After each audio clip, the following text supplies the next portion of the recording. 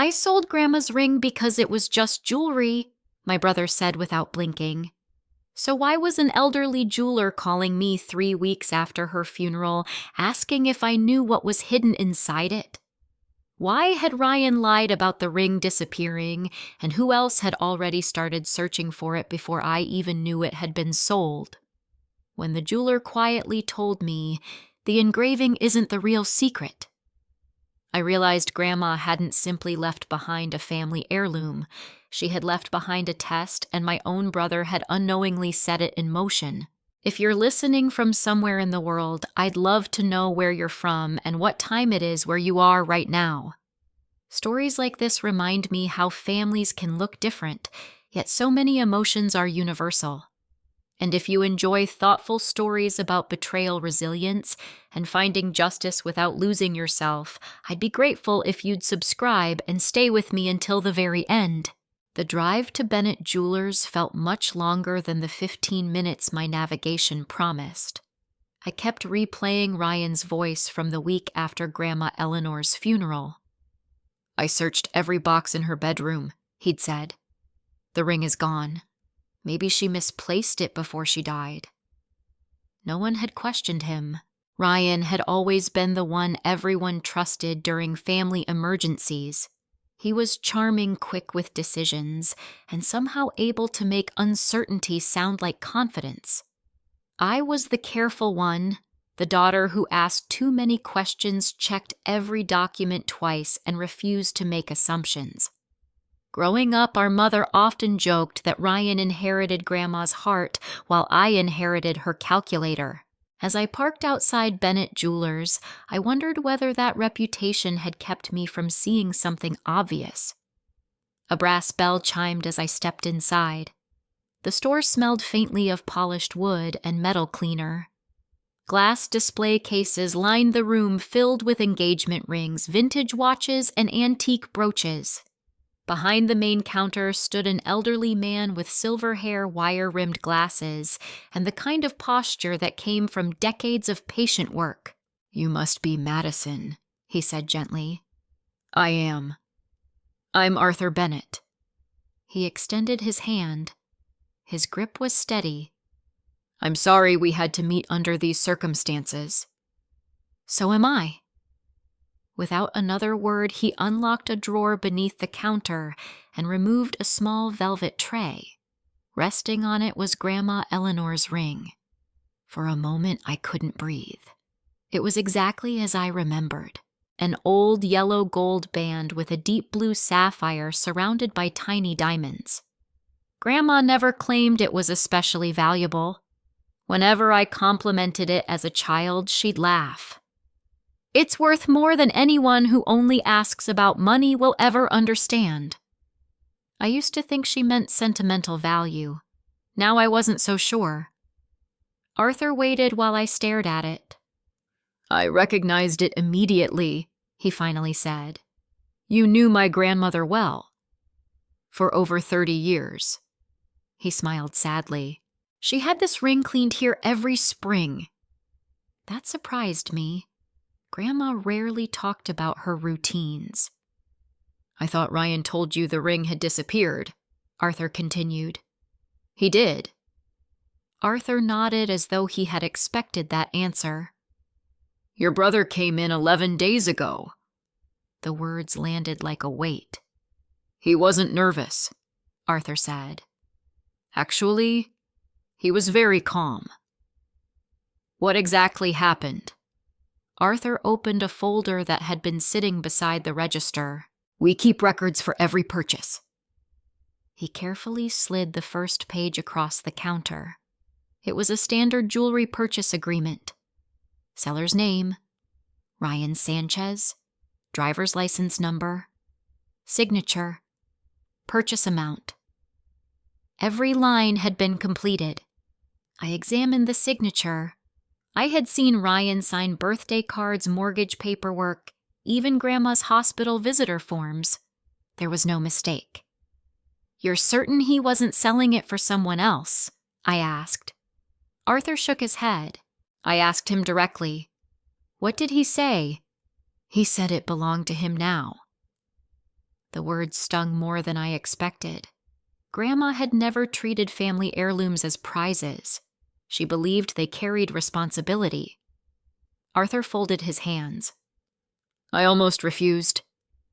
You almost did? I knew Eleanor well enough to suspect she never intended for this ring to leave the family. So why buy it? His expression softened. Because if I hadn't, someone else would have. I hadn't thought of that. If another dealer purchased it, it could have been resized, dismantled, or shipped overseas within days. Instead, Arthur had quietly purchased it and placed it in his store's secured inventory. I hoped someone from your family would come looking. I looked back at the ring. So you never intended to resell it? No. There was a long silence. Finally, I asked the question that had haunted me since his phone call. You mentioned a hidden engraving. Arthur nodded. He retrieved a jeweler's magnifying loupe and handed it to me. Look inside the band. I angled the ring beneath a bright inspection light. At first, I only saw normal scratches from decades of wear. Then I noticed tiny letters near the inner curve. ES. A delicate compass rose, and beneath it, an almost invisible pattern of short engraved lines. I've never seen that before, I whispered. Most people wouldn't. Did Grandma ever tell you what it meant? No. He paused, but she asked me to protect it. That caught my attention immediately. When? About 8 years ago. Arthur walked toward a filing cabinet and returned with an old envelope. Inside was a handwritten note. The paper had yellowed with age. The handwriting belonged unmistakably to Grandma Eleanor. Arthur let me read only the final paragraph. If anyone ever tries to sell my sapphire ring, please contact Madison before completing anything permanent. She'll know how to ask the right questions. My throat tightened. She had written my name. Years before she died. Why didn't you call me immediately after Ryan came in? I asked. Arthur looked genuinely uncomfortable. I tried. He opened another page from his records. I called the only number Eleanor had left me. It was my office phone from nearly a decade earlier. I didn't realize it was outdated until yesterday. One of my former employees remembered seeing you interviewed on a local business program. We found your firm's website and your current contact information. I slowly folded the note.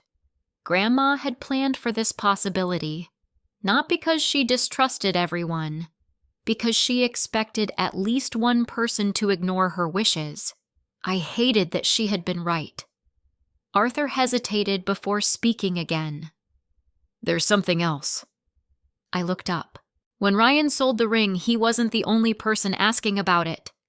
What do you mean? About 20 minutes after he left. Arthur's voice became quieter. Another man walked into this store. Who? I don't know. He never gave his name. What did he want? He asked one question. Arthur looked directly at me. Has anyone brought in Eleanor Sanchez's sapphire ring today? A chill ran through my entire body. What did you tell him? I said no. You lied? I did. Why? Arthur glanced toward the ring. Because your grandmother once told me that if strangers ever started looking for it, the safest answer would always be no. Everything inside me shifted. This wasn't just about Ryan secretly selling a family heirloom anymore. Someone outside our family had been searching for that exact ring, and they had shown up less than half an hour after my brother sold it. Arthur carefully slid another document across the counter. This is the purchase agreement. Then he placed a second item beside it. A printed security camera still. Ryan stood at the counter smiling as he signed the paperwork. There was no hesitation on his face. No regret. No sign that he believed he was doing anything wrong. Arthur quietly said, "I think your brother told you only part of the story." I stared at the photograph. For the first time, I realized proving Ryan had sold the ring might actually be the easiest part of uncovering what Grandma had tried so hard to protect.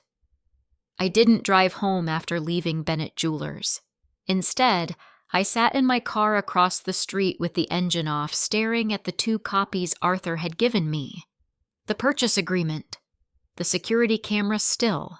As a forensic CP, I spent most of my career following numbers until they told a story people had tried to hide. Clients often assumed financial fraud was about complicated spreadsheets or offshore accounts. Most of the time it wasn't. It was about human behavior. Money simply left footprints. Ryan had left several. The question was whether I was ready to follow them. My phone buzzed. It was my mother. "Did you get off work early?" Patricia asked cheerfully. "I did. You should come by tonight. Ryan's grilling steaks." I closed my eyes for a second. She had no idea where I had just been. "Is Ryan there now?" "Of course." "I'll be over." She sounded relieved. "Good. It's time we all stopped acting like we're still grieving." That sentence lingered with me after the call ended. Stopped grieving. 3 weeks earlier, we'd buried the woman who had practically raised us while our parents worked double shifts. Grandma Eleanor wasn't simply our grandmother. She had been the person who remembered every birthday without a calendar mailed handwritten notes just because she missed us and somehow knew whenever something was wrong before anyone said a word. And now one of her last wishes had already been ignored. My mother's backyard looked exactly as it always had. Ryan stood beside the grill wearing a pressed polo shirt and expensive sunglasses despite the sun beginning to set. He looked successful, confident, untouched. If Arthur hadn't shown me the documents, I never would have guessed he had sold Grandma's ring 11 days earlier. "Madison," Ryan called. "There she is." He hugged me casually. "You've been hiding at work again." "I've been busy."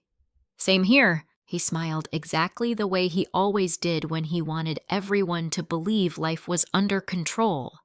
Patricia appeared carrying a bowl of potato salad. "I told Ryan you work too much." She kissed my cheek. "You deserve one peaceful evening." Peaceful. That word almost made me laugh. Dinner felt strangely normal. Ryan talked about the housing market. Mom complained about rising grocery prices. Neighbors waved over the fence. Anyone watching would have seen a perfectly ordinary American family, only I knew there was a signed jewelry receipt sitting inside my purse. After dessert, I finally spoke. "Ryan." He looked up.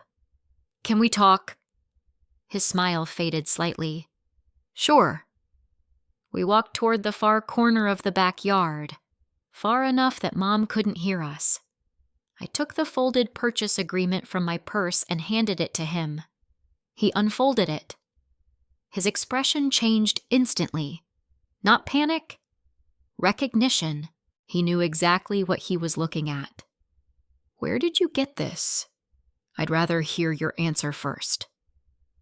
Ryan stared at the paper for several seconds before sighing. "So, you found Arthur." "You lied."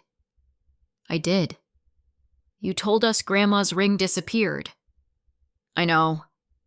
"You sold it." "Yes." The admission came so calmly that it almost hurt more than another lie would have. "Why?" Ryan leaned against the fence. "You really want the truth." "I wouldn't have asked otherwise." He rubbed the back of his neck. "I needed cash." "For what?" "A loan." "What loan?" He hesitated. "A private lender." "How much, 30,000. I frowned. "You've never mentioned $30,000. I wasn't exactly proud of it. What happened? Ryan looked away. A development project collapsed last year. I thought insurance covered it. It covered part of it. And the rest, I kept borrowing. His voice carried none of the confidence he usually projected. I thought I could recover. But you didn't. No. For the first time that evening, I saw something besides charm. I saw exhaustion. You should have asked for help. I couldn't. Why not? He laughed bitterly. Because everyone already thinks you're the responsible one. That answer surprised me. I've spent my entire life being the successful son, he continued. The one who always had the better job. The bigger house. The nicer car. I couldn't let everyone see I'd failed. So you sold Grandma's ring. I told myself I'd buy it back.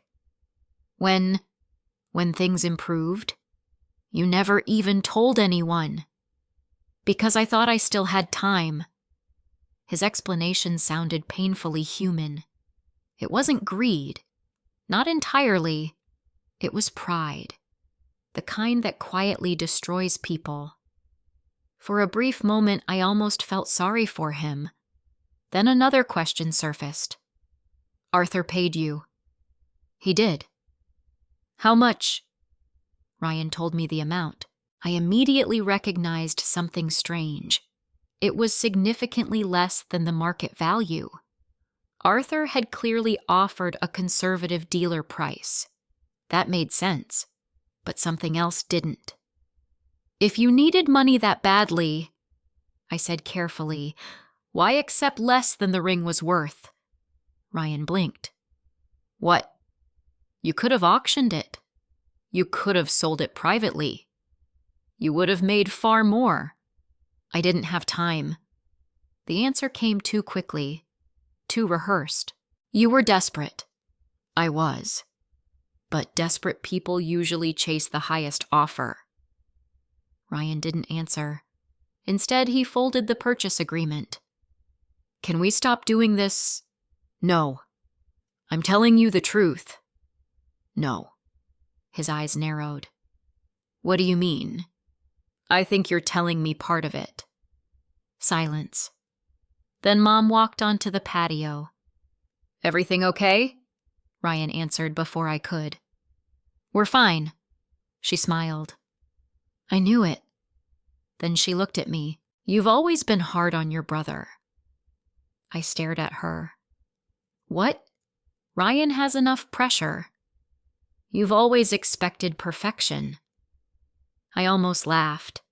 Mom had no idea what we were discussing, yet somehow she'd instinctively defended him. I'm not asking for perfection, I said. I'm asking for honesty. Patricia folded her arms. Families survive because they forgive. They don't survive because they investigate each other. Ryan quietly nodded beside her. For years, that argument would have worked on me. Tonight, it didn't.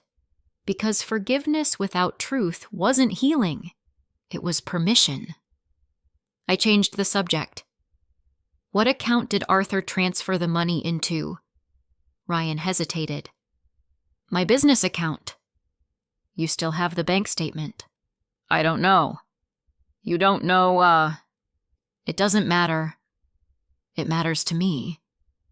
He sighed heavily. Madison. It's over. No. It started the moment Grandma's ring left this family. Ryan looked genuinely frustrated now. I already admitted I sold it. What else do you want? The whole story. That is the whole story. I held his gaze. No, it isn't. I barely slept that night. Not because Ryan had confessed, because something still refused to fit. Arthur had purchased the ring for far less than it was worth. Ryan accepted immediately. The money supposedly went toward an emergency debt, yet his explanation never accounted for the urgency. As I drank coffee before sunrise, I opened my laptop.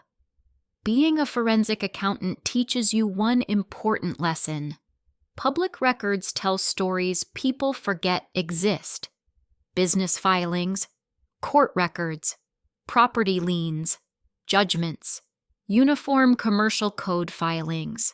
Many are available legally to anyone willing to look. Ryan owned several LLCs from his real estate days. It took less than an hour to map their recent activity. Most had stopped operating.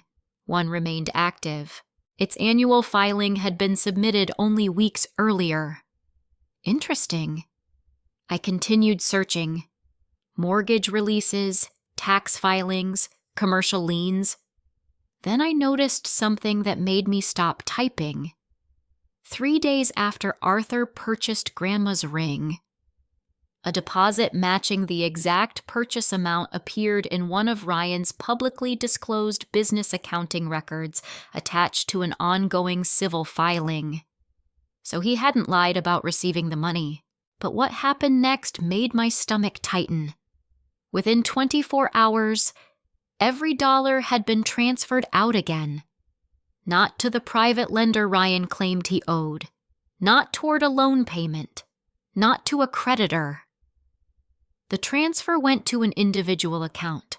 No company, no financial institution. Just one person's name. A name I had never heard before. I leaned closer to the screen. Whoever this person was. Ryan had considered paying them more important than saving Grandma's ring. I wrote the name on a yellow legal pad and stared at it for several minutes. Olivia Mercer. It meant nothing to me. Not a relative. Not one of Ryan's business partners. Not anyone Grandma had ever mentioned. If Ryan had sold Grandma's ring to pay a debt, why hadn't the money gone to the lender he'd described? Instead, every dollar had landed in Olivia Mercer's account less than 24 hours after Arthur Bennett bought the ring.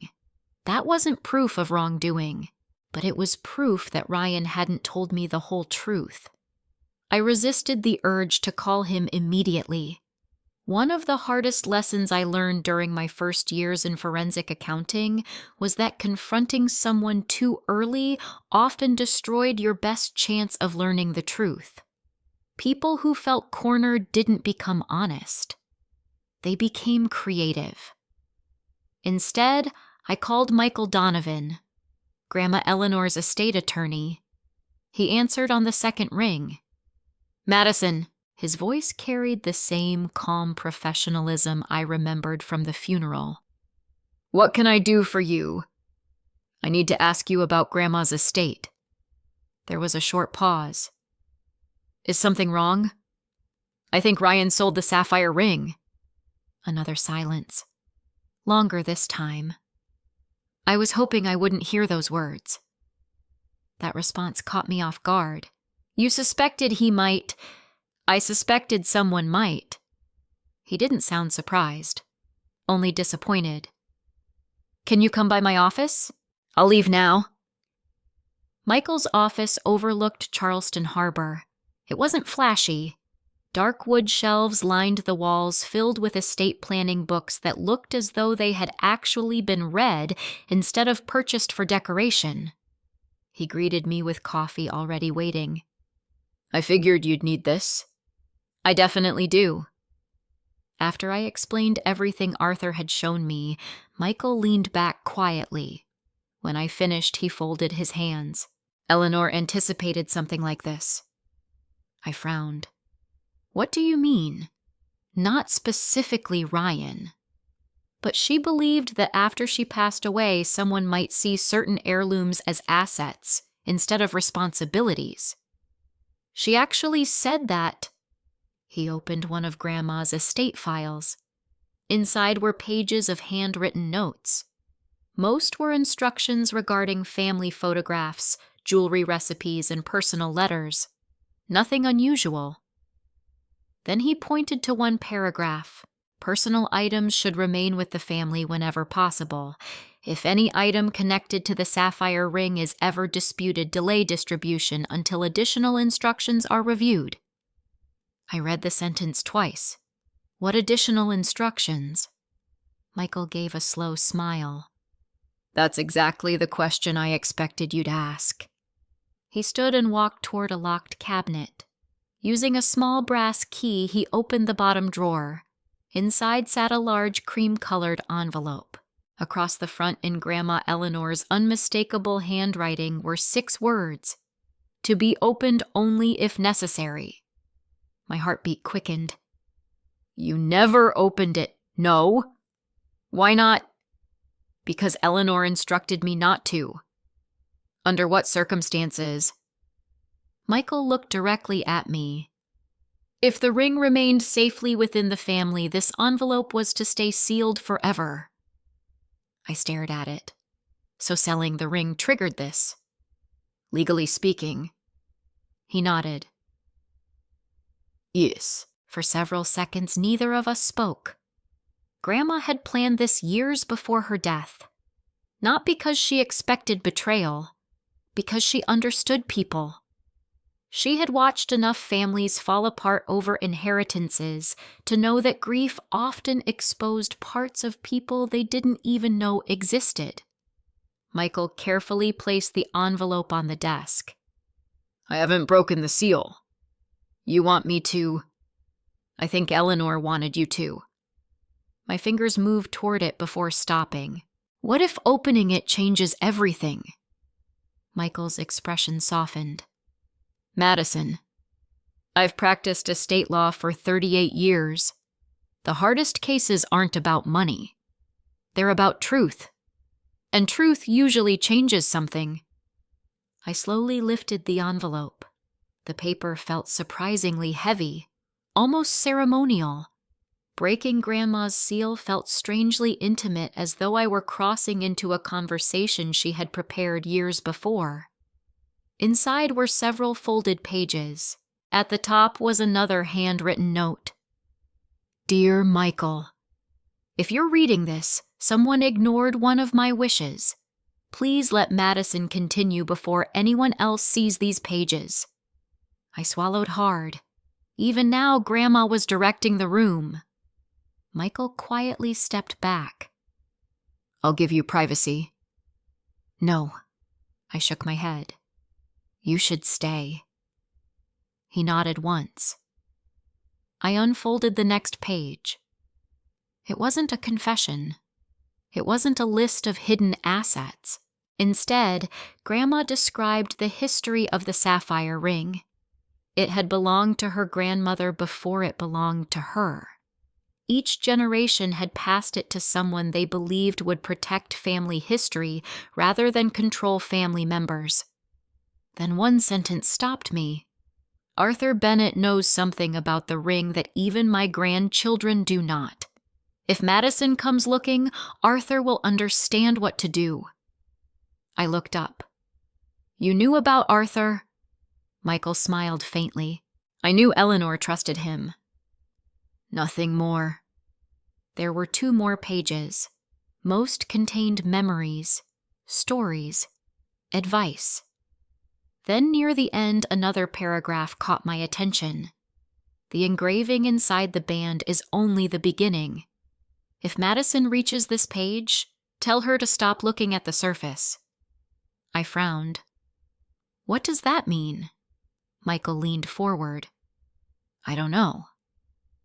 Grandma hadn't explained it. She simply assumed I would understand when the time came. Except, I didn't. Not yet. Michael reached into the envelope again. There was one more document. It wasn't handwritten.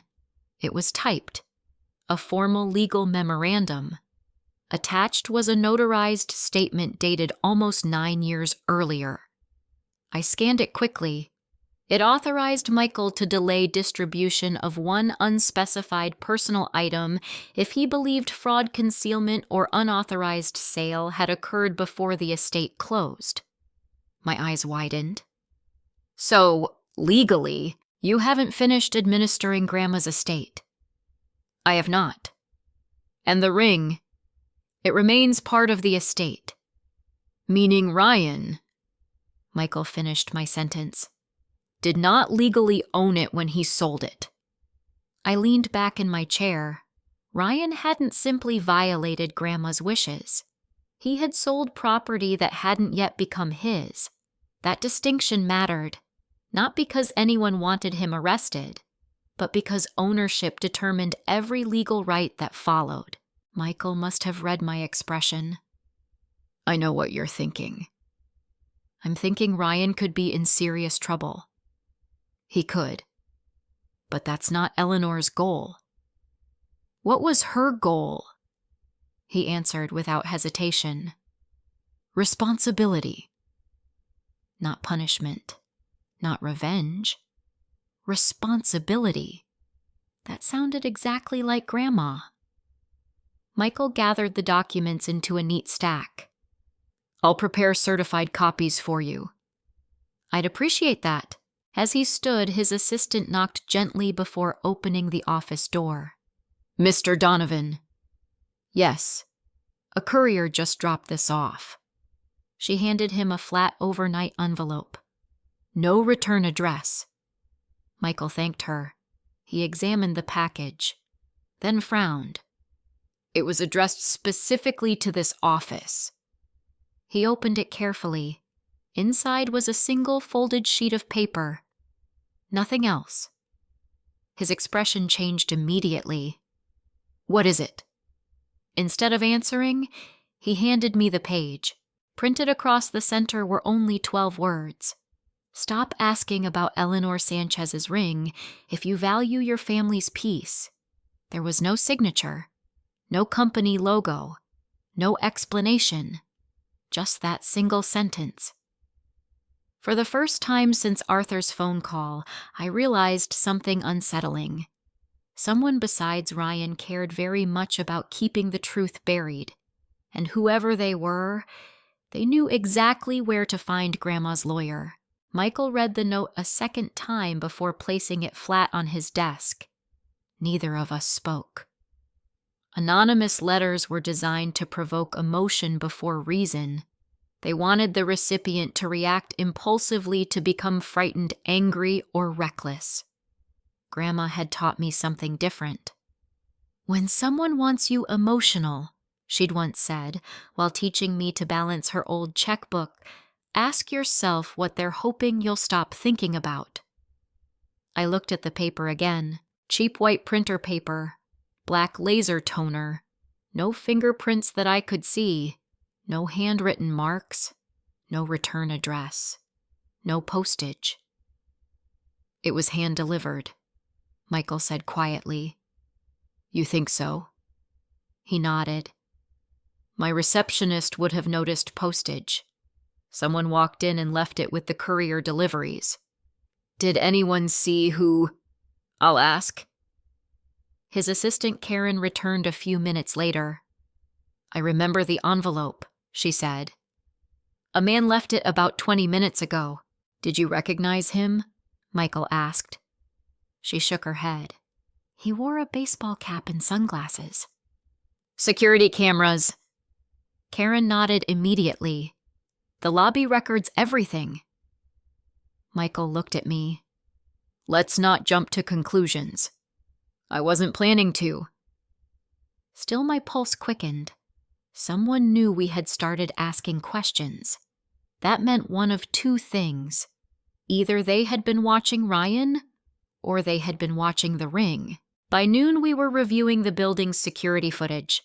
The man entered through the front lobby at 10:41 a.m., medium height, gray jacket despite the summer heat, cap pulled low. He handed the envelope to Karen, exchanged only a few words, and walked away. When he briefly turned toward the exit, I froze the video. Zoom in. The image sharpened slightly, not enough to identify him, but enough to notice something unexpected. He isn't wearing gloves. Michael leaned closer. No. Can you enlarge his right hand? The picture became grainy. His ring finger carried a pale tan line. A wedding ring had recently been removed. Not proof of anything, just another detail. I saved a copy of the frame. For years, I'd trained myself not to dismiss small observations. Patterns were built from details. Before leaving Michael's office, I asked the question that had been bothering me since Arthur mentioned the hidden engraving. "Do you know why Grandma trusted Arthur so much?" Michael smiled faintly. "They met because of the ring." "I figured that. But years ago, the sapphire loosened. He repaired it. After that, Eleanor refused to let anyone else touch it." "Did he ever tell you why?" "No." He paused. "But she once said something interesting." "What?" "Some people know how to value jewelry. Arthur knows how to protect history." I thought about those words during the drive back to Bennett Jewelers. Arthur had recognized the ring immediately. He had intentionally paid Ryan instead of refusing the transaction. He had kept the ring off the market, and he'd waited for me. Grandma hadn't chosen him by accident. Arthur welcomed me back with a tired smile. "I wondered if you'd return." "I have more questions." "I assumed you would." He locked the front door even though business hours hadn't ended. The closed sign swung into place. Then he led me through a narrow hallway into the workshop behind the showroom.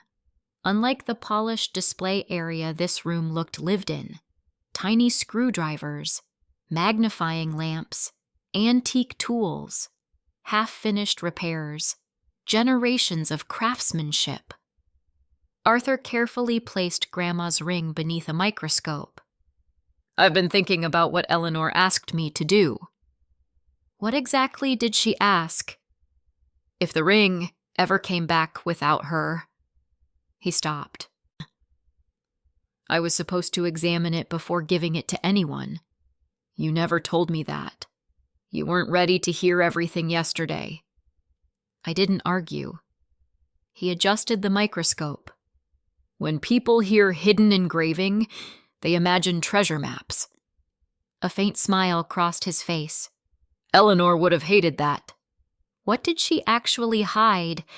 "I'm not certain." "You just said she gave you instructions." "I know what she asked me to examine." He pointed toward the inner band. "Not the engraving. The construction." My attention sharpened. "You think there's another compartment?" "I think there's something people don't normally notice." Arthur reached into a drawer and removed an old binder. Its pages contained repair sketches dating back decades. He flipped carefully until he found one labeled simply, "Sanchez Sapphire Ring Repair Date, April 18th, 8 years earlier." Attached to the page was a hand-drawn cross-section of the ring. I stared at it. "This isn't a normal repair diagram." "No." "What is it?" "My own notes." Arthur tapped the drawing. "When I repaired the loose sapphire, I noticed the ring had been built differently from anything I'd seen before." "Different how?" "The gold band was thicker than necessary." "Could that just be the design?" "That's what I believed." "And now?" "I'm not so sure." He disappeared into another room before returning with an advanced digital microscope connected to a monitor. "This lets us see beneath the surface without damaging the metal." I watched as the enlarged image filled the screen.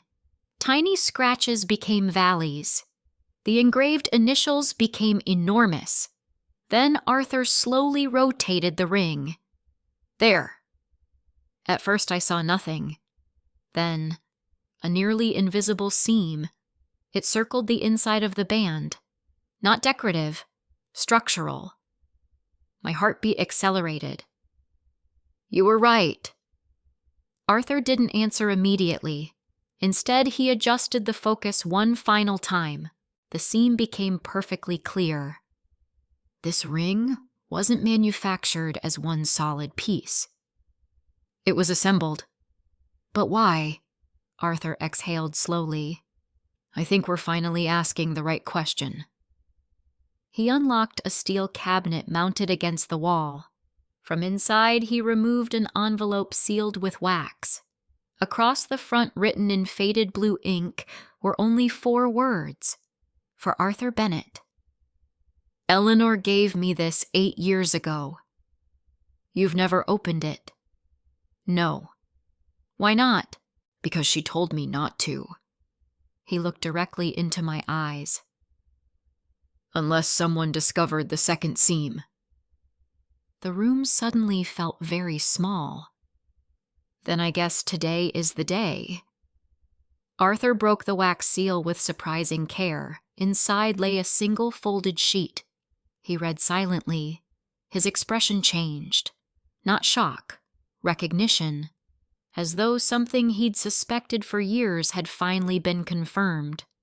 What does it say? I asked. Arthur handed me the letter. I read the first sentence aloud. If Madison is standing beside you, remove the sapphire, not the band. I looked up. Grandma wanted us to take the stone out. Arthur nodded slowly. I believe she did. Every instinct told me to hesitate. Removing the gemstone from a family heirloom sounded irreversible. Yet Grandma had anticipated this exact moment nearly a decade earlier. Arthur carefully secured the ring beneath his jeweler's tools. I'll only continue if you're certain, I swallowed. Do it. He reached for the specialized setting knife. The workshop fell completely silent. With steady hands, Arthur loosened the tiny gold prongs that had held the sapphire in place for generations. Then, with extraordinary care, he lifted the gemstone free. Both of us leaned toward the empty setting. Neither of us spoke. Because hidden beneath the sapphire was something neither of us had expected to find. Neither Arthur nor I moved for several seconds. The sapphire rested safely on a soft black cloth beside the ring. Beneath where the stone had sat for decades was a wafer-thin circle of brushed gold that looked almost identical to the rest of the setting. Almost. Arthur leaned closer under the microscope. That's not part of the original casting. You can tell. He nodded. Someone added it later. My pulse quickened. Grandma. I'd be surprised if anyone else even knew how. He picked up a pair of precision tweezers. I'm going to test whether it lifts. I held my breath as he slipped the tip beneath the edge. For a moment, nothing happened. Then the tiny gold disc shifted. Arthur carefully lifted it away. Hidden underneath was a tightly folded piece of translucent paper no larger than a postage stamp. Neither of us reached for it immediately. Grandma had hidden something beneath the gemstone itself. Not inside the band, not beneath the engraving. The engraving had been meant to distract anyone curious enough to look. This was the real hiding place. Arthur finally spoke. Eleanor always did think 3 steps ahead. He unfolded the paper with painstaking care. Instead of a letter, we found a sequence of numbers. 1 line, 9 digits, then 3 capital letters, BHV. No explanation, no signature, just the code. I frowned. That doesn't look like a bank account. Arthur studied it for another moment. No, it looks like an inventory reference. Inventory. He nodded. Jewelers, museums, and safety deposit services all use coded identification systems. But you don't recognize this one. I don't. I took a picture with my phone before we placed the fragile paper inside a protective sleeve. Years of working with financial evidence had taught me one simple rule. Always preserve the original. Never assume you'll only need 1 copy. Arthur looked at me. I think Michael should see this. So do I. Michael didn't try to interpret the code immediately. Instead, he examined the paper itself. The paper is older than the ink on Eleanor's last letters. Can you tell? I can't prove it without testing.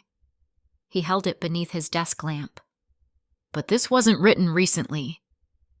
That mattered. If Grandma had hidden it years before her death, she hadn't been reacting to Ryan's financial problems. She'd been planning for something much bigger. Michael opened one of Eleanor's estate folders. I want to compare something. He retrieved several letters she had written over the years. After a few minutes, he pointed toward the final 3 letters. BHV. I've seen these before. My heart skipped. Where? He stood and walked toward another filing cabinet. Inside were documents relating to Grandma's late husband, my grandfather. Frank Sanchez had died almost 20 years earlier. Michael removed a faded property file. Inside was an insurance schedule listing several valuable personal items. One entry immediately caught my attention. Sapphire family ring. Storage reference B HV-219. The remaining numbers matched perfectly. I stared at the page. So, BHV isn't random, Michael finished. It was the storage identification. For what? He continued reading, then stopped. His eyebrows rose slightly. This isn't referring to a bank. What is it referring to? A private secure vault service. I've never heard of it. Most people haven't. Michael explained that before large national companies dominated the industry, several private vault businesses operated throughout the Southeast. Families stored wills, jewelry, military records, deeds, and irreplaceable documents there. Some still existed. Some had merged. Some had closed decades ago. This particular company, he turned another page, merged with another records custodian about 12 years ago. Could the vault still exist? It might. He reached for the phone. I'm calling. The conversation lasted nearly 15 minutes. Michael mostly listened. Occasionally, he confirmed names and dates. Finally, he thanked the person and hung up. Well, the vault still exists. Relief washed over me. But there always seems to be a but. He smiled sympathetically. The contents haven't been claimed. They're still there. Apparently. So, what's the problem? The company won't release anything today. Why? They require proof that you're the rightful successor. I have Grandma's estate. You have part of it. He slid another form toward me. The original registration lists 2 authorized individuals. I looked down. The first name wasn't surprising. Eleanor Sanchez. The second one was Arthur Bennett. I looked back and forth between the document and Arthur. You were listed. Arthur looked just as surprised. I never knew. Michael turned another page. There are additional instructions. He read silently. Then his expression changed. What now? Eleanor requested that neither authorized person access the vault alone. Then who? He looked directly at me. The 2 of you together. Arthur slowly removed his glasses. I haven't seen this document in my life. I believe you. He nodded quietly. Eleanor never told me. No, Michael said. I don't think she wanted anyone to know until now. I leaned back in my chair. Grandma had built layer after layer of protection. The ring, the hidden compartment, the code, the attorney, Arthur, the vault. None of it depended on luck. It depended on trust. She hadn't hidden treasure. She had hidden a process, one that required multiple people acting honestly. Exactly the kind of system a woman like Eleanor would create. Then another thought struck me. If Ryan sold the ring... Both men looked at me. How did someone else know to ask Arthur about it only 20 minutes later? Silence. Arthur answered first. I've been asking myself that since the day he walked in. Michael frowned. Ryan couldn't have known about the vault. No. He couldn't have known about Arthur. No. Unless... The three of us reached the same conclusion at almost the same time.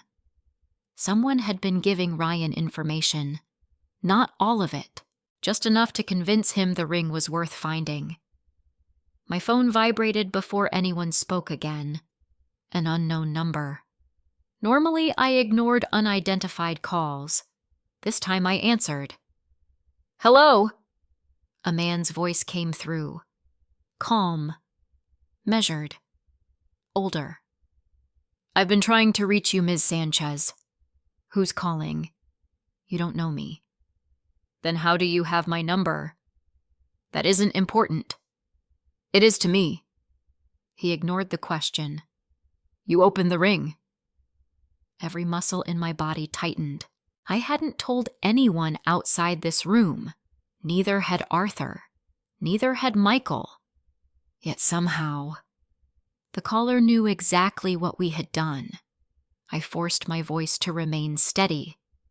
What are you talking about? There was a brief pause. Then he said something that made the room fall completely silent.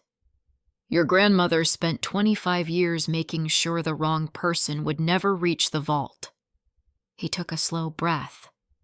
If you want to understand why, meet me before your brother does. The line went dead. I kept staring at my phone long after the call had ended. The screen had already gone dark. No caller ID. No voicemail. Nothing. Michael was the first to speak. What did he say? I repeated the conversation word for word. Neither he nor Arthur interrupted me. When I finished, Arthur slowly lowered himself into the chair across from us. He knew about the ring. He knew about the vault, I added. And he knew Ryan, Michael nodded thoughtfully. He specifically said, before your brother does. Exactly. Arthur folded his hands. That tells us something. What? He doesn't believe Ryan already knows everything. I looked at both men. So Ryan may have been manipulated too. No one answered immediately. It was the first explanation that made sense. Ryan had certainly lied. He had certainly sold the ring. But throughout every conversation we'd had, he'd never behaved like someone who knew about hidden compartments, vaults, or secret instructions. He behaved like a desperate man who believed he'd found something valuable enough to solve his financial problems, not someone executing a carefully planned scheme. Michael finally broke the silence. I think we've been asking the wrong question. What should we have been asking? Not why Ryan sold the ring. He leaned forward, but who convinced him it was worth selling? That evening I drove home with a banker box full of copies from Michael's office. Estate documents, insurance schedules, Arthur's repair sketches, the anonymous letter, photographs, transaction records. I spread everything across my dining room table. For years I'd helped companies reconstruct fraud timelines. This wasn't much different. Events always became clearer when arranged chronologically. I wrote dates on sticky notes and placed them across the table. 8 years ago. Grandma asked Arthur to keep certain instructions sealed. 9 years ago. She amended part of her estate plan. 3 weeks ago. Grandma passed away. 19 days ago. Ryan took responsibility for sorting her personal belongings. 11 days ago. He sold the ring. 20 minutes later. A stranger arrived looking for it. Yesterday. Arthur reached me. Today. We discovered the hidden paper beneath the sapphire. Then my eyes stopped on one detail. I picked up Ryan's purchase agreement again. I had looked at it half a dozen times already. Now something finally stood out. The sale time. 10:17 a.m. Arthur's security footage showed the unidentified man arriving at approximately 10:39. 22 minutes later. Too fast. Much too fast. No one could have randomly learned about the sale that quickly. Whoever came into Arthur's store had either been following Ryan or expected Ryan to go there.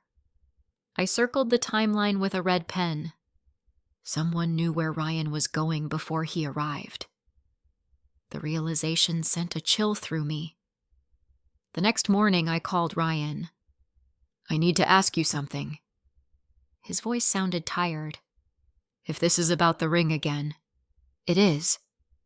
A long sigh. I already admitted what I did. "I'm not asking about the sale." Silence. "Did anyone tell you to sell it?" "No." "Think carefully." "I am." "Did anyone mention Arthur Bennett?" "No." "Did anyone suggest the ring might be worth more than you realized?" Another pause. Longer this time.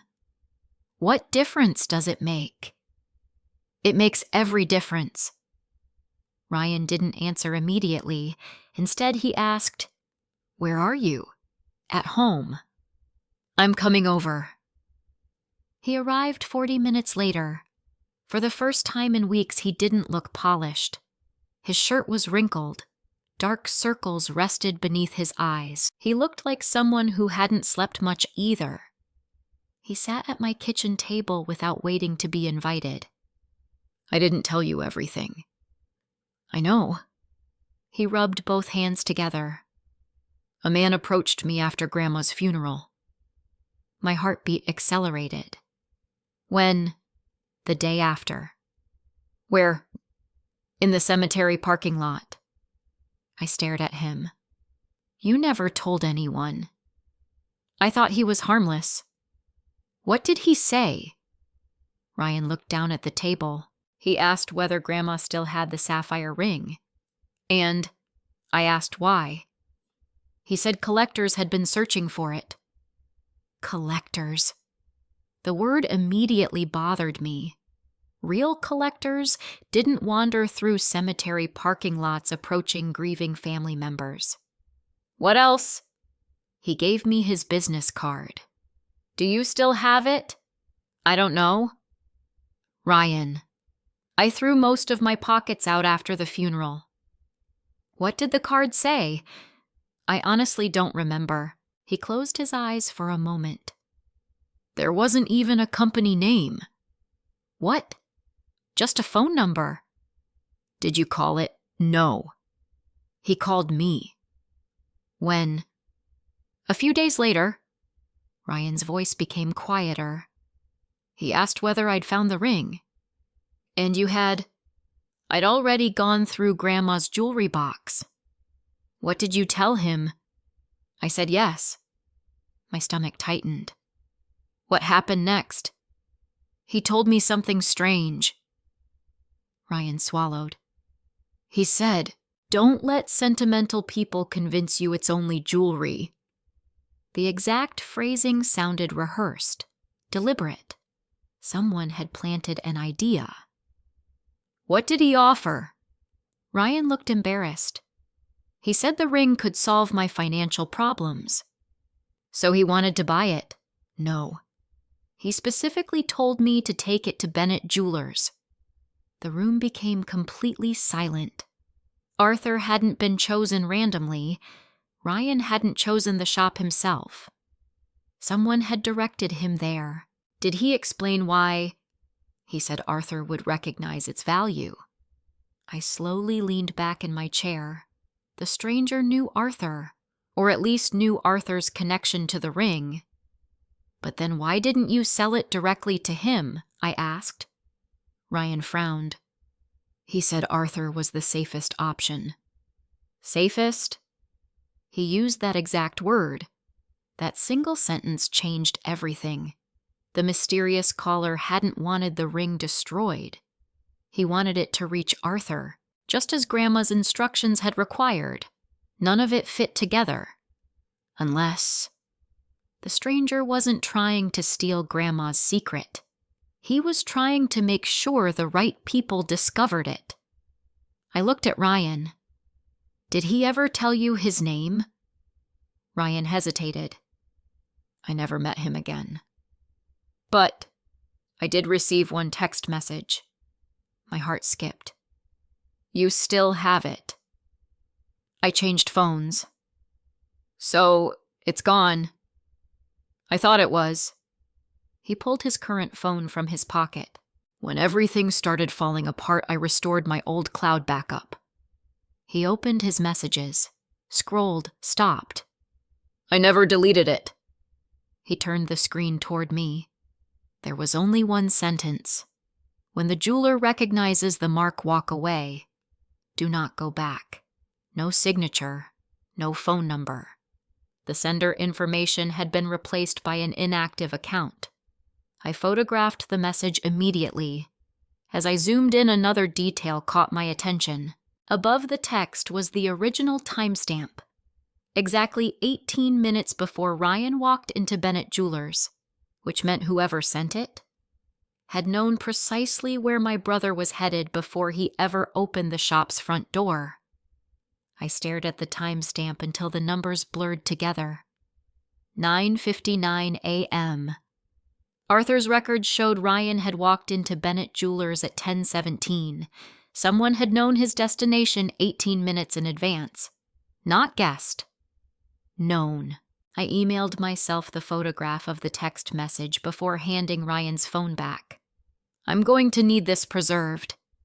He gave a tired nod. I figured. For the first time since this began, he wasn't trying to defend himself. He simply looked defeated. I never thought the message mattered, he admitted. I barely even remembered it. I believe you. He looked surprised. You do? I believe you forgot it. I paused. But forgetting something doesn't erase the role it played. Ryan lowered his eyes. I know. An hour later, Michael, Arthur, Ryan, and I were sitting around the conference table in Michael's office. I laid out every piece of evidence in chronological order. The anonymous warning delivered to Michael, Arthur's purchase records, the surveillance photographs, the hidden paper beneath the sapphire, the estate instructions, Ryan's bank transfer, the mysterious text message. When everything was arranged together, the story looked very different from the one I'd imagined a few days earlier. Michael folded his arms. So, what do we actually know? Nobody answered immediately. Finally, I picked up a marker and walked to the whiteboard. We need to separate facts from assumptions. That was something I insisted clients do before every fraud investigation. People solved mysteries faster when they stopped treating theories like evidence. I wrote the first heading, Facts. Then I began listing them. Fact number 1. Grandma deliberately built multiple layers of protection around the ring. Michael nodded. Agreed. Fact number 2. Arthur was expected to recognize the ring. Arthur nodded once. Yes. Fact number 3. The ring contained directions leading us to the private vault. Correct. Fact number 4. Ryan sold the ring. Ryan quietly answered. Yes. Fact number 5. Someone intentionally directed Ryan to Arthur's store. Again, no disagreement. I continued writing. Fact number 6. The unidentified man appeared interested in the ring before we even knew it had been sold. Arthur added, and later someone warned Michael to stop asking questions.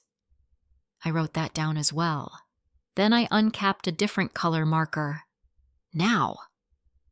Assumptions. I wrote them underneath. Ryan knew everything.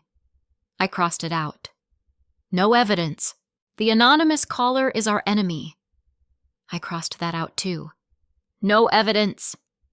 The stranger at the jewelry store and the man who called me are the same person. Another line through it.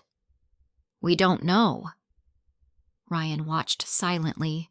Finally, he asked, "So what are you actually saying?" I turned toward him.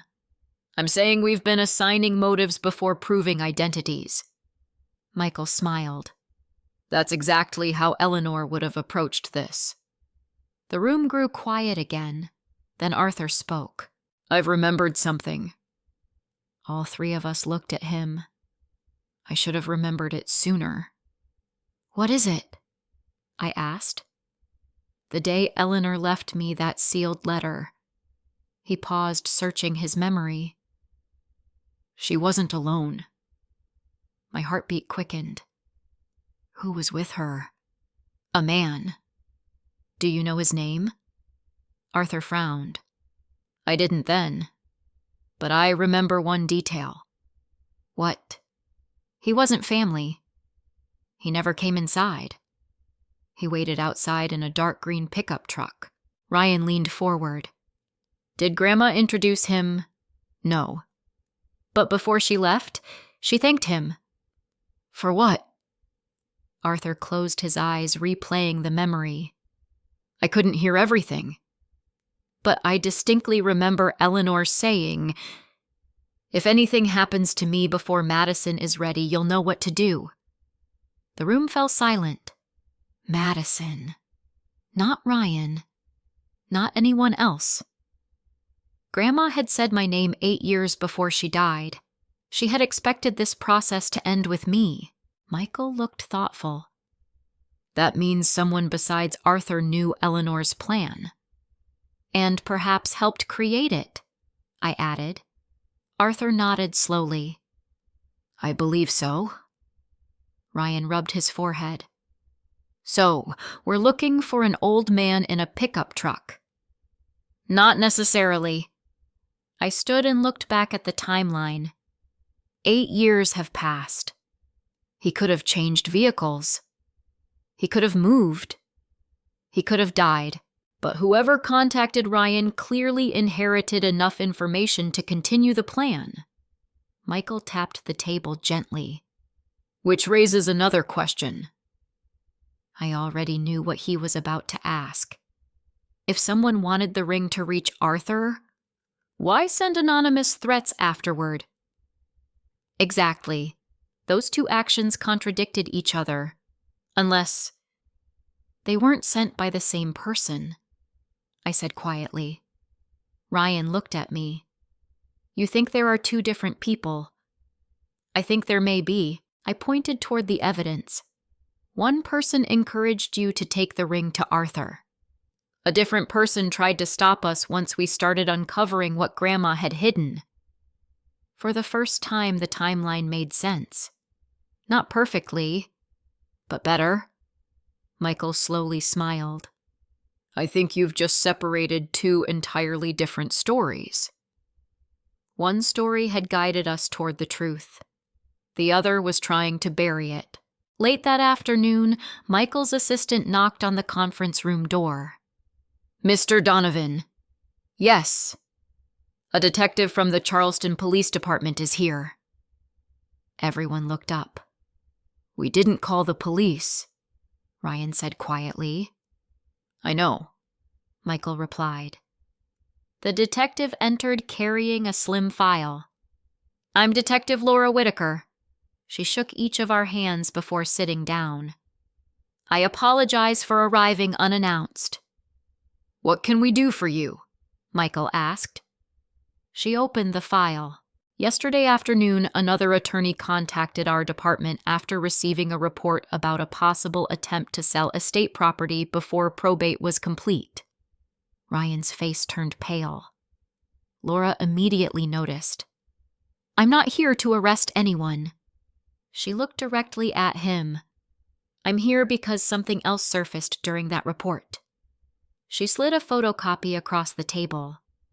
We recovered this from an abandoned storage unit scheduled for auction. I picked up the page. It was a photocopy of an old ledger. At the top in Grandma Eleanor's handwriting were the words, "Items entrusted before my death." Halfway down the page, one line had been highlighted years ago.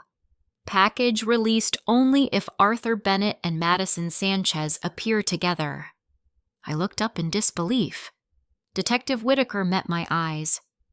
"I think your grandmother expected this meeting to happen someday." Then she added the sentence none of us expected. The storage unit wasn't rented under Eleanor Sanchez's name. It belonged to the man who died last month. "What man?" I asked. She closed the file. "The same man who spent years paying the rental fees without ever opening the unit." Detective Laura Whitaker let the silence settle before she spoke again. "I should clarify something." All four of us looked at her. "The storage unit wasn't full of valuables." "What was inside?" Michael asked. "Mostly paper." That answer immediately caught my attention. People expecting treasure were usually disappointed by paperwork. People looking for the truth often found it there. Laura slid another folder across the table. The renter's name was Thomas Hale. None of us reacted. "I take it that name doesn't mean anything to you." I shook my head. "No." Arthur looked thoughtful. "It doesn't sound familiar." Ryan leaned back in his chair. "I've never heard it before." Laura opened the folder. Thomas Hale was 78. "A retired surveyor?" "He never married." "No children." "He passed away from natural causes last month." She paused. "The storage company contacted our department because they found documents that appeared to relate to an unresolved estate." Michael frowned. "And that's why you came here?" "Exactly." Laura handed him copies of the inventory, letters, property maps, insurance documents, old family photographs, nothing immediately valuable. Then I noticed something else. "There's a notebook missing." Laura looked at me. "You caught that?" "The inventory jumps from item 21 to item 23. "Yes." "What happened to 22? "It wasn't in the unit. Someone had removed it." "When?" I asked. "We don't know. The storage manager insists the lock showed no signs of forced entry." Michael looked up. "So whoever removed it had legal access," Laura finished. That bothered me more than I wanted to admit. Someone had entered that unit recently. Not years ago. Recently? Laura placed another document on the table. This was inside one of the envelopes. Across the top was a shorthand written note. "If Madison Sanchez is reading this, then Eleanor's plan worked longer than either of us expected." My throat tightened. Again. Grandma had written my name years before any of this happened. Laura continued. "The letter wasn't signed, but forensic document examination confirmed Eleanor Sanchez wrote it." Michael adjusted his glasses. "Can we read it?" Laura nodded. "It belongs to the estate now." I unfolded the pages carefully. The handwriting immediately brought back memories. Grandma's grocery lists, birthday cards, recipes. Everything she wrote looked exactly like this. The letter wasn't dramatic. It was practical. "E. Madison, if you reached this letter, then someone has already tried to turn our family's history into money. Please remember something important. The ring was never the inheritance. It was only the key that forced everyone to reveal who they truly were." I stopped reading for a moment. No one interrupted me. I continued. "Ryan will probably disappoint you. Please don't confuse disappointment with evil. People under enough fear begin making choices they once believed they never would. Judge actions honestly, but never forget the difference between accountability and revenge." My eyes drifted toward Ryan. He wasn't looking at me. He was staring at the table. I continued reading. The person I trusted with the storage records was never protecting money. He was protecting time. Some truths should not be discovered while grief is fresh. Families need time before they can hear certain things. I slowly lowered the letter. Grandma hadn't created a treasure hunt. She had created delays. Deliberate ones. Long enough for emotion to settle before truth emerged. Michael smiled softly. That sounds exactly like Eleanor. Arthur nodded. Always patient. Ryan quietly wiped at one eye. No one commented. Laura opened another envelope. This was the last item we believed belonged directly with the letter. Inside was an old photograph. 4 people stood together outside a small brick building. Grandma Eleanor, a much younger Arthur Bennett, an older man I didn't recognize, and Thomas Hale. Arthur suddenly leaned forward. Oh my goodness. You know him? I asked. I couldn't remember his name. But that's the man. The man waiting in the green pickup 8 years ago. Laura looked surprised. You're certain? Arthur nodded without hesitation. That's Thomas Hale. He was there when Eleanor gave me the sealed instructions. Everything suddenly connected. Thomas Hale hadn't been watching Grandma. He'd been helping her. Laura continued. We searched his personal records. We found something interesting. She produced a certified copy of Thomas Hale's will. The document left nearly everything to local charities, except for one sentence. Deliver all remaining papers concerning Eleanor Sanchez to attorney Michael Donovan immediately upon my death. Michael slowly exhaled. He planned this. Laura nodded. For years. Ryan looked genuinely confused. So, Thomas wasn't trying to find the ring? No, I answered quietly.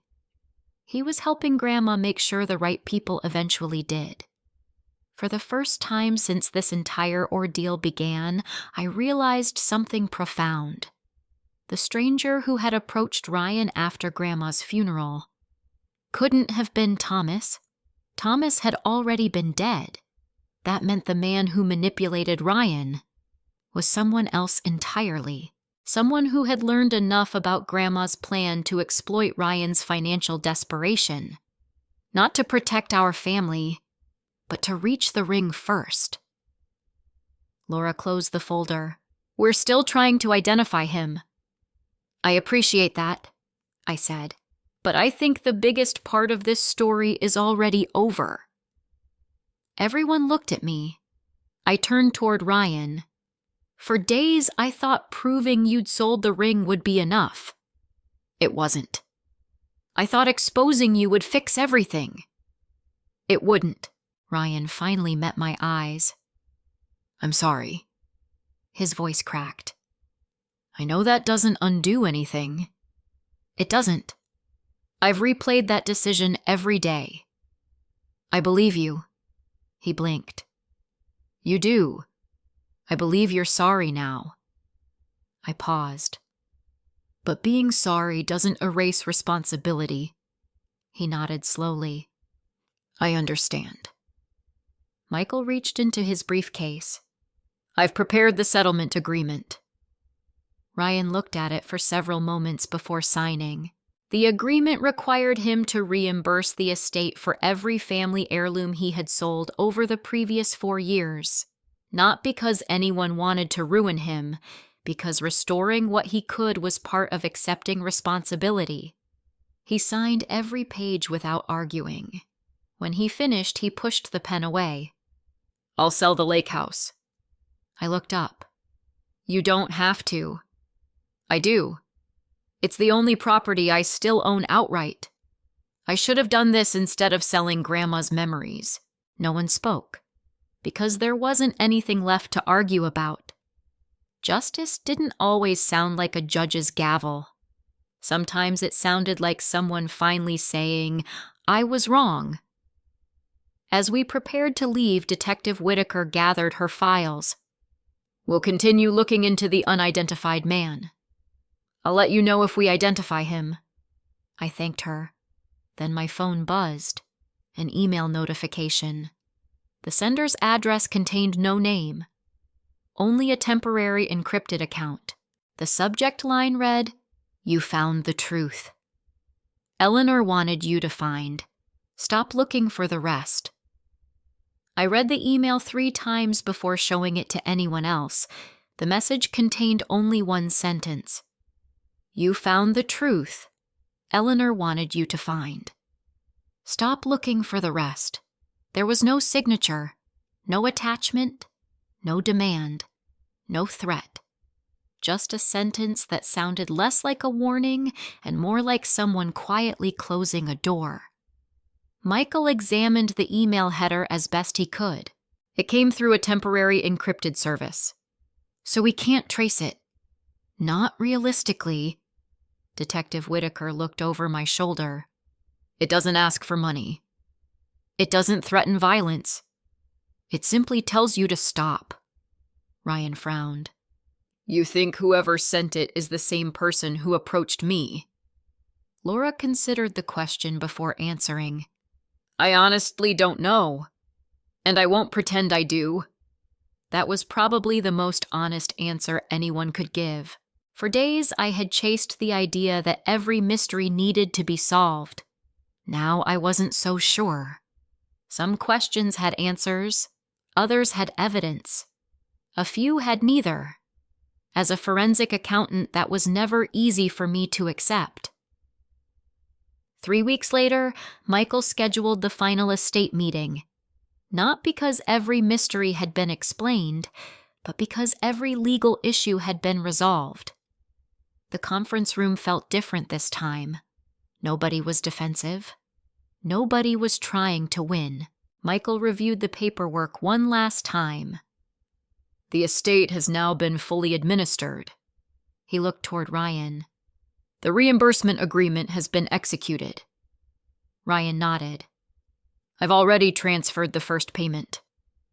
Michael looked at me. "The remaining family heirlooms that could be recovered have been returned." Arthur carefully placed Grandma's sapphire ring on the table. It had been professionally restored after the stone was removed and reset. Unless someone knew exactly where to look, no one would ever realize it had once hidden anything. I picked it up carefully. For the first time since Grandma's funeral, it felt peaceful instead of heavy. Michael smiled. "Eleanor left one final instruction." He opened a small envelope that had remained sealed until the estate officially closed. Inside was a single handwritten page. He handed it to me. "Madison, if you're reading this, then you've already learned what I hoped the ring would teach. Objects do not preserve families. Character does.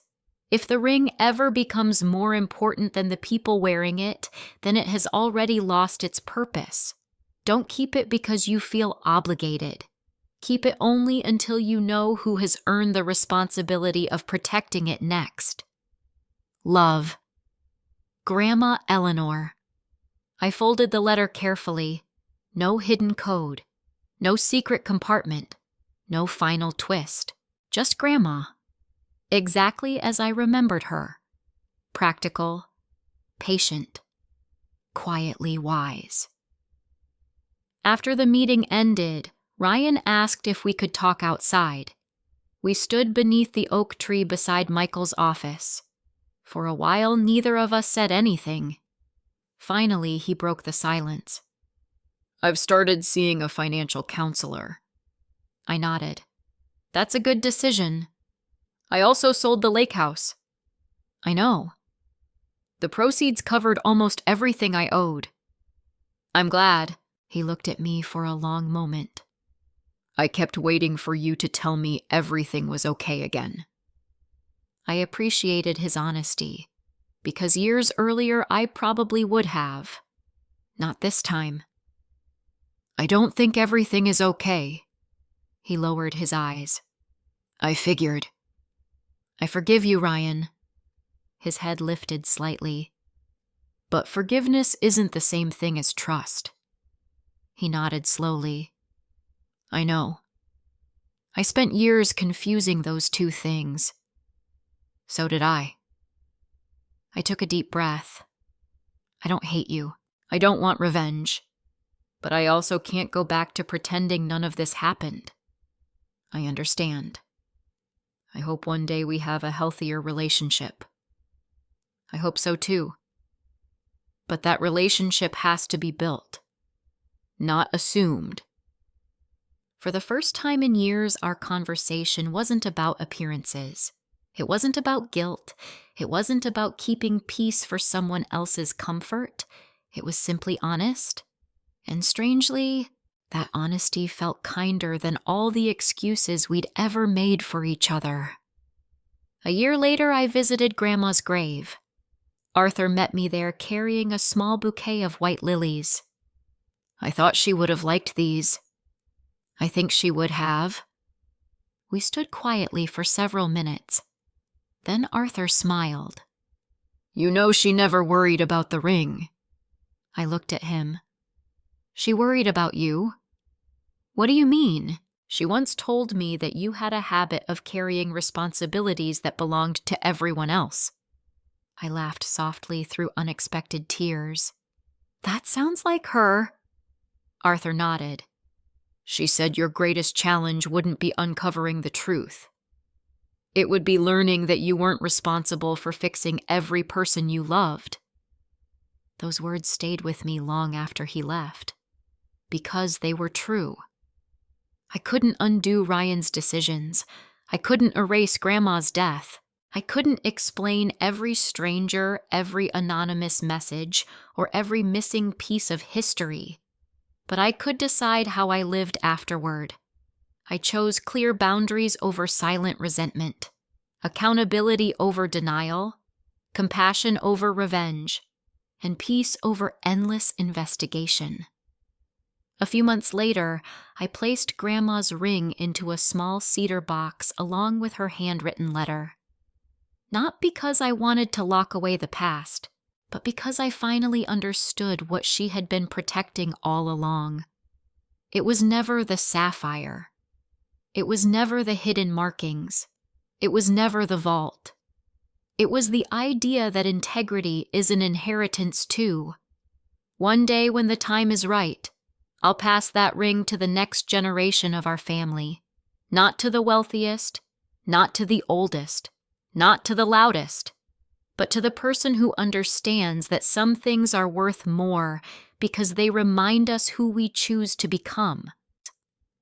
Looking back, I don't believe Grandma's greatest gift was the sapphire ring. It was the reminder that character is revealed most clearly when money, fear, and family collide. The people we love can disappoint us, and sometimes the deepest wounds come from those we trusted most. But protecting your peace doesn't require hatred, and seeking justice doesn't require revenge. There is a profound difference between holding someone accountable and carrying bitterness for the rest of your life. Boundaries are not walls built out of anger. They are doors that you choose when, how, and for whom to open. Forgiveness can free your heart, but it does not erase consequences or restore trust overnight. Trust is earned through consistent actions, not heartfelt apologies. If you've ever been taken advantage of by someone in your own family, I hope this story reminds you that choosing honesty over silence and self-respect over guilt is never selfish. Healing begins the moment you stop trying to rescue people who refuse to take responsibility for themselves and start protecting the life you've worked so hard to build.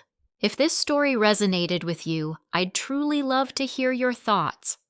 Have you ever had to set healthy boundaries with someone you loved? What would you have done if you were in Madison's place? Share your experience or opinion in the comments. I read as many as I can. And if you enjoy thoughtful stories about family justice, resilience, and healing, please subscribe and join us for the next journey. Thank you for spending your time here.